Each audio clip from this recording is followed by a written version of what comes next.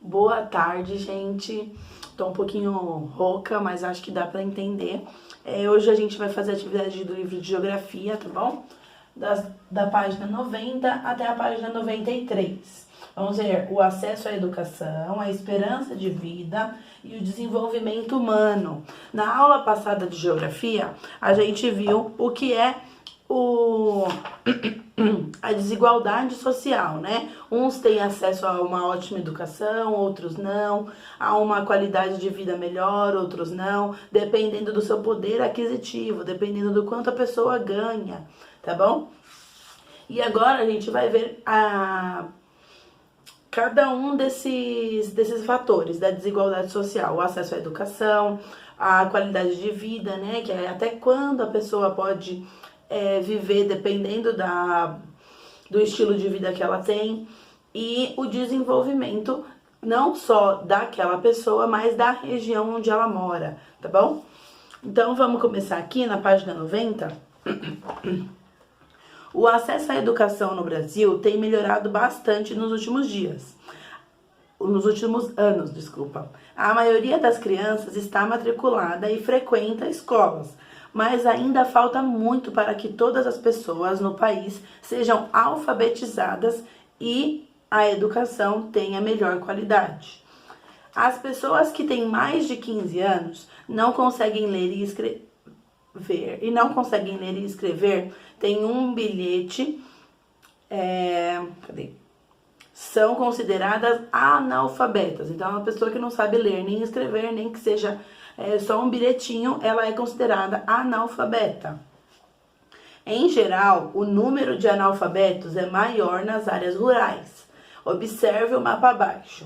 Então, tem aqui o nível de escolaridade, a classificação usada para definir quanto uma pessoa estudou. Por exemplo, ela pode ter concluído o ensino fundamental, o ensino médio, o ensino técnico ou o ensino superior. Então, quando a gente fala de nível de escolaridade, geralmente nas vagas de emprego ou vagas de concurso, sempre tem lá qual o nível de escolaridade que deve ter para conseguir aquele emprego. Então tem do ensino médio, tem o ensino fundamental, tem vagas que precisam de um ensino superior e etc. Aqui no mapa está mostrando a alfabetização no Brasil. Então a parte mais clarinha é onde tem baixa alfabetização, a maioria das pessoas são analfabetas. Tem aqui um pouquinho mais escuro que a média, né? Que tá ali na média. Tem bastante que são alfabetizadas, mas também tem bastante analfabetas. E tem a mais escurinha aqui, esse é meio um salmãozinho, um laranjinha, onde é alta, a maioria das pessoas são alfabetizadas. Tá bom? Então aqui, ó, no Mato Grosso do Sul, São Paulo, Paraná, Santa Catarina, Rio Grande do Sul e Rio de Janeiro, aí Distrito Federal também, é alta, né? A alfabetização é alta, a parte de baixo do mapa. Aqui mais para o Nordeste, Maranhão, Piauí, Paraíba, Alagoas, é onde tem baixa alfabetização. Então é o lugar do país que tem mais pessoas analfabetas, tá bom? E o restante tá na média, né? O restante do país. Então tem aqui, ó, quais são os estados com menores taxas de alfabetização? Acabei de falar, né? A parte aqui do Nordeste, Maranhão, Piauí, Paraíba e Alagoas, onde tá no mapa mais clarinho. Aqui embaixo vocês podem fazer ou não. É para vocês pesquisarem em jornais. Pode ser jornal normal, impresso ou jornal virtual. Colocar lá no Google e pesquisar qual é a maioria das vagas são abertas para qual nível de escolaridade. Ó, procure na seção de empregos, em alguns jornais, impressos ou virtuais, 2 anúncios que citem o nível de escolaridade exigido dos candidatos. Aí recortar e colar não vai dar porque vocês vão pesquisar na internet, né? E aí, com o professor, você vai ver quais são os níveis que estão sendo solicitados. Então, tem empregos, como eu falei, que tem a obrigatoriedade de ter um ensino médio completo, tem empregos que é só com o ensino superior, uma faculdade, ou um ensino técnico, depende da vaga que vocês pesquisarem aí. A maioria, né, as vagas de recepcionista, de trabalhar em um supermercado, essas vagas mais tranquilas, entre aspas, né, porque dá muito trabalho, mas elas pedem o ensino médio completo, na grande maioria. Agora, quando é uma vaga mais específica, por exemplo, para um engenheiro, para um médico, para um professor, tem que ter o ensino superior, que é a faculdade. Então, depende das vagas que você pesquisar. Essa daqui, vocês podem colocar num geral, tá? Não precisa fazer que nem tô pedindo, recortar e colar, porque vocês vão pesquisar na internet, eu não vou fazer ninguém imprimir, tá? Mas, como eu já tô falando, a maioria das vagas pede o ensino médio completo, algumas pedem o técnico e outras vagas mais específicas para profissões mais, como posso dizer? Profissões mais específicas como professor, médico, engenheiro, pedem o ensino superior, tá? Mas a maioria é o ensino médio. Aí vocês escrevem aí, respondendo essas questões. Página 91. Outro lado que revela as desigualdades sociais no Brasil é a esperança de vida, que indica quantos anos, em média, vivem as pessoas nascidas em um determinado país. Atualmente, a esperança de vida do Brasil é de 75 anos e está relacionada às condições de vida e de saúde da população. Você aprendeu que existe relação entre o acesso aos serviços públicos de saúde e a esperança de vida da população. Um dos principais problemas da área da saúde no país é a distribuição desproporcional dos médicos no território nacional. Então, assim, além de as pessoas que têm maior poder aquisitivo, são mais ricas, terem mais acesso à educação, elas também têm mais acesso à saúde. Por isso, elas vivem por muito mais tempo do que as pessoas pobres, que têm menos acesso à saúde. Então, além de tudo isso, da pessoa pobre ter menos acesso à saúde, ela percebe que nas áreas mais pobres existe menos médicos do que nas áreas mais ricas. A distribuição de médicos no país é desproporcional. Então tem lugares que tem muitos e tem lugares que tem pouquíssimos. Então por isso que tem lugares que a esperança de vida é até os 75, tem lugares que é até 90, depende muito do poder aquisitivo da pessoa, se ela é pobre, se ela é rica, depende muito de onde ela mora, se no lugar que ela mora tem bastante médicos, tem bastante saúde pública ou não, tá bom? Aqui. Enquanto em algumas regiões há um número alto de médicos, em outras, é grande a carência de profissionais da saúde. Então, como eu falei, né? Aqui em São Paulo, por exemplo, São Paulo, Rio de Janeiro, essas partezinhas mais escuras do mapa aqui embaixo, desse mapa verde, Minas Gerais, São Paulo, Espírito Santo, tem bastante médico, então as pessoas têm bastante acesso à saúde, porque é onde as pessoas têm mais poder aquisitivo, querendo ou não, aqui em São Paulo, as pessoas elas conseguem ganhar um pouco mais do que as pessoas que trabalham lá no Nordeste, né, e no Norte também. E por isso, tem mais médicos aqui e as pessoas daqui têm uma esperança de vida maior, vivem mais tempo. Lá no Nordeste já existem menos médicos que trabalham lá. Por isso, é mais escasso esse acesso à saúde das pessoas que moram lá, tá bom? Aqui, converse com os colegas e o professor. Qual é o número de médicos no país? É suficiente para atender toda a população? Então, assim, tem muito médico no país. É suficiente para atender todo mundo? O que você acha?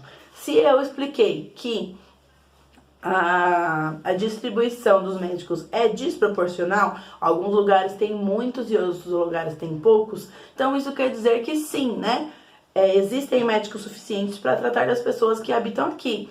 Porém, eles estão concentrados em diversos lugares e em falta em outros. Se fosse distribuído certinho a mesma quantidade de médicos para todo o país, daria para atender todo mundo normalmente. Mas como tem essa distribuição desproporcional, fica difícil, tá bom? Mas também tem muitos médicos que se formam aqui em São Paulo e, consequentemente, não vão querer mudar de estado para ir atender alguém lá no Ceará, por exemplo, né? Então, isso que acaba acarretando vários outros problemas da desigualdade social.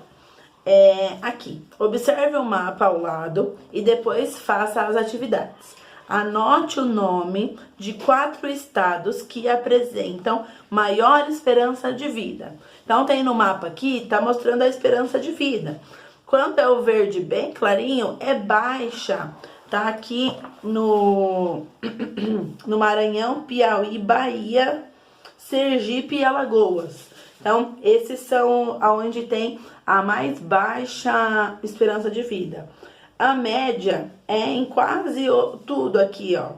Rondônia, Pará, Mato Grosso, Tocantins, Goiás, Amazonas e tudo mais. E alta é mais ou menos do mesmo jeito que é na alfabetização, ó. Minas Gerais, Espírito Santo, Rio de Janeiro, São Paulo, Santa Catarina e Rio Grande do Sul, ok? Aí vocês vão anotar 4 estados que têm a maior esperança de vida, desses últimos que eu falei, desse verde escuro, tá? E qual é a esperança de vida da população do estado que você mora?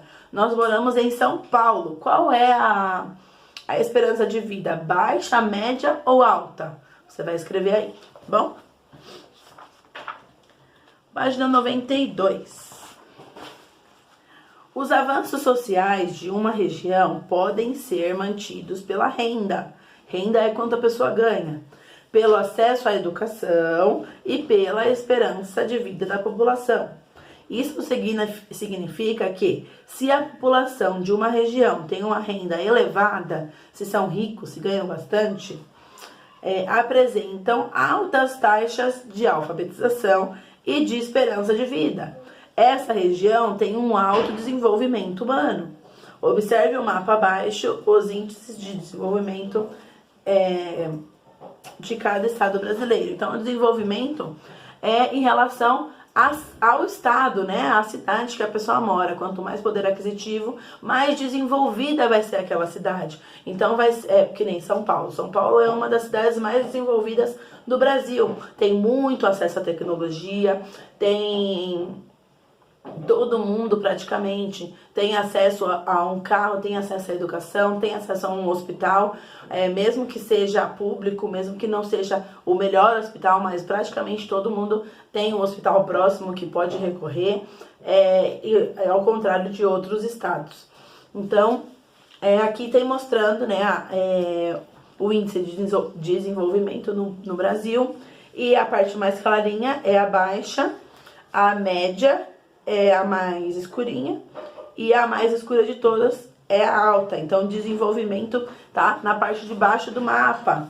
Aqui, ó, Mato Grosso do Sul, Goiás, Distrito Federal, Minas Gerais, Espírito Santo, Rio de Janeiro, São Paulo, Paraná, Santa Catarina e Rio Grande do Sul. Então, esses são os estados que têm o maior desenvolvimento, tá?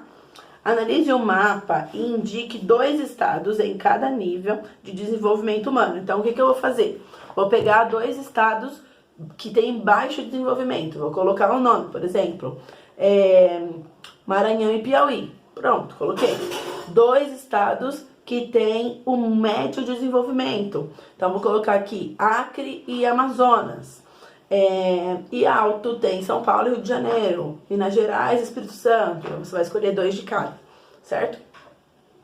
2. De acordo com o mapa, qual é o nível de desenvolvimento humano no estado onde você mora? A gente mora em São Paulo, né? Como eu já disse, você vai olhar aqui no mapa e vai ver se é baixo, média ou alto. E essa 3 aqui não precisa fazer, porque é coisa de recorte e em grupo, montar mural, e não vai dar pra gente fazer com esse ensino remoto. E a 93, que é a última, estas crianças falam sobre problemas e diferenças sociais. Aí tem 3 quadrinhos aqui. O primeiro, a menininha tá falando: eu não acho justo existirem tantas crianças abandonadas.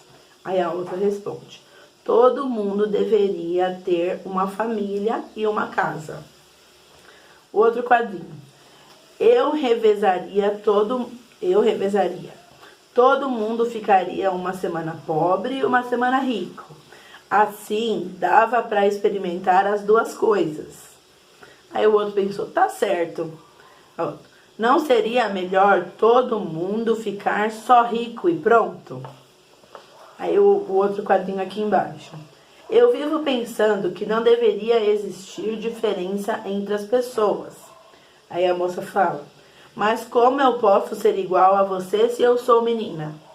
Então, assim, é importante, né, que todos sejam diferentes, mas a desigualdade social atrapalha muito as pessoas mais pobres e favorece muito as pessoas mais ricas. Então, cada quadrinho está falando de uma situação de desigualdade. 1. Converse com os colegas e o professor sobre outros aspectos do desenvolvimento humano.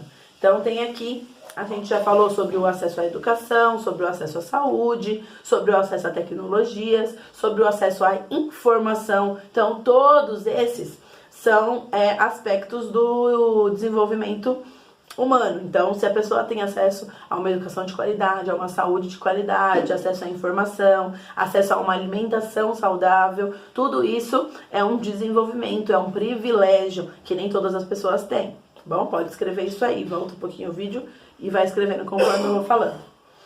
2. Agora em grupos, desenhem outros quadrinhos relatando os aspectos que vocês acabaram de expor.